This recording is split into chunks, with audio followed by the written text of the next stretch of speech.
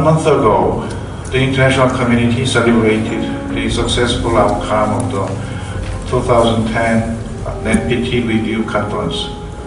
The government of the Republic of Korea issued a statement welcoming the adoption of the final document of the Review Conference and reaffirming its commitment to global nuclear disarmament and non-proliferation regime centered on the NPT.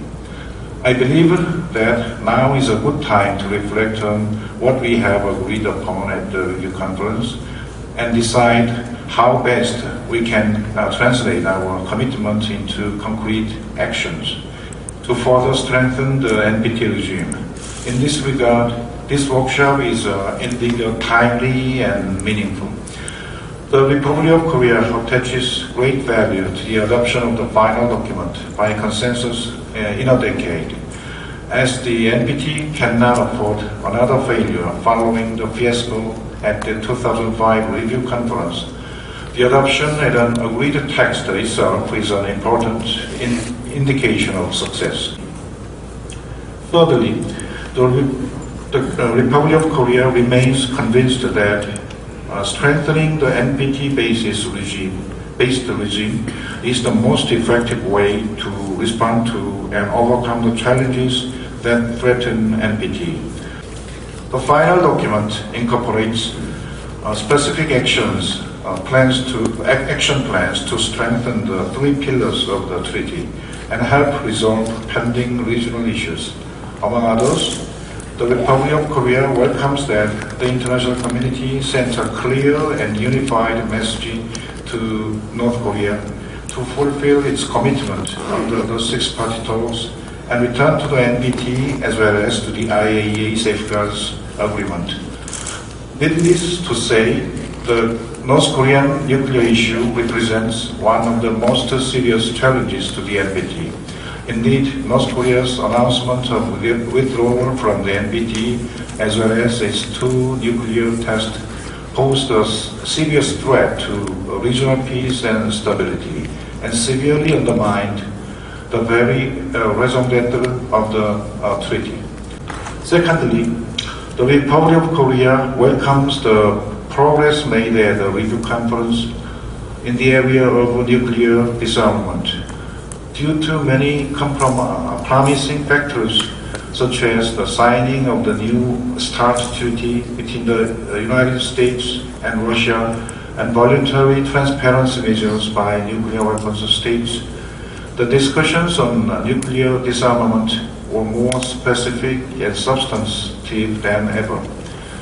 The state parties engaged in the comprehensive discussions on the vision for a world free of nuclear weapons, the role of nuclear weapons, the negative security assurances, and we recognize that 5 nuclear weapons states, the United States in particular, played their roles in undertaking and reaffirming their commitment under the treaty, including P5 statement on nuclear disarmament. However, it is important to remember that the NPT Review Conference is not an end. It merely represented an occasion to review the operation of the treaty and reaffirm our commitment to carrying out our respective responsibilities under the NPT. As my country heavily depends on nuclear energy as a source of electricity, we place great importance on a secure supply of nuclear fuel and radioactive waste management. Nevertheless, the exercise of the right to the peaceful use of nuclear energy may increase the proliferation risk resulting from access to sensitive nuclear fuel technology. For this reason, we are pleased that the state parties agreed to encourage multilateral approaches to the nuclear fuel cycle. As the host of next Nuclear Security Summit in 2012, the Korean government continues to support international efforts to enhance nuclear security, and we will spare no efforts in our preparations to ensure the success of the summit meeting. I believe that the outcome of the 2010 NPT Review Conference represents an opportunity to breathe new life in the NPT.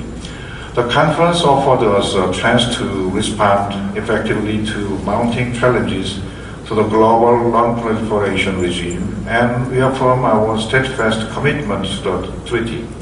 Now our task is to put our commitment into action. It is my sincere hope that through frank and comprehensive dialogue among experts and government officials, this joint workshop can indeed contribute to our efforts in this area. I wish you every success in this regard. Thank you very much.